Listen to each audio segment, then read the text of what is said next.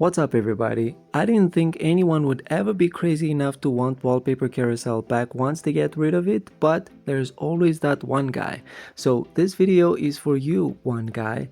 If you were smart enough to get rid of Wallpaper Carousel, but for some reason you're struggling to get it back and you want it back, and you seeked psychiatric help about whether you want it back or not, and you're still convinced that you want it back, this is how you're gonna get it back. So there's the Play Store where there's the Google applications, right?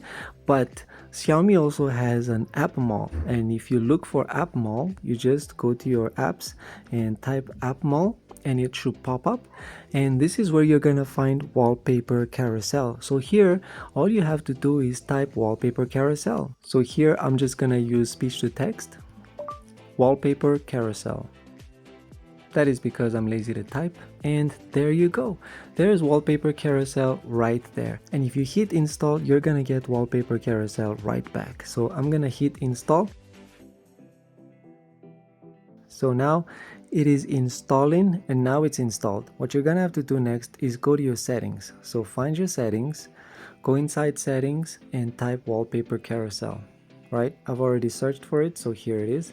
Then when this pops up, you just tap on the Wallpaper Carousel and you'll have to agree to these terms and conditions of use of Wallpaper Carousel. So you have to tap agree in order for it to change, and you're gonna say, yeah, let's say I don't agree to the cookies.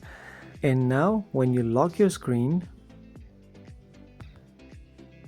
there you go, you have Wallpaper Carousel. So now you've installed the abomination of Wallpaper Carousel instead of uninstalling. And that's how it's done. To uninstall this, just follow the procedure on my other video and you'll be able to uninstall this no problem. So I hope this video helped you, whoever you are, one guy. And thanks for watching. Till next time, peace.